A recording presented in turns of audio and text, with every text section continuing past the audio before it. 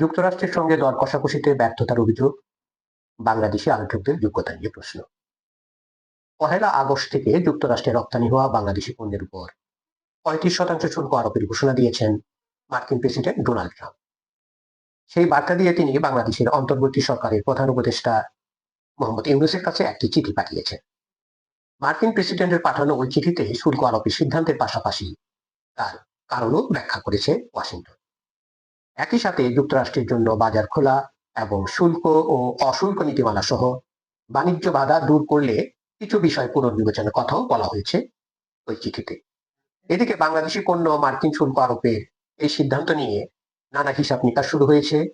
যুক্তরাষ্ট্রে রপ্তানি হওয়া অন্যান্য পণ্যের পাশাপাশি বিশেষ করে দেশের বৃহৎ রপ্তানি পণ্য তৈরি পোশাক খাতে এর প্রভাব কতটা পড়বে তা নিয়ে চলছে বিশ্লেষণ।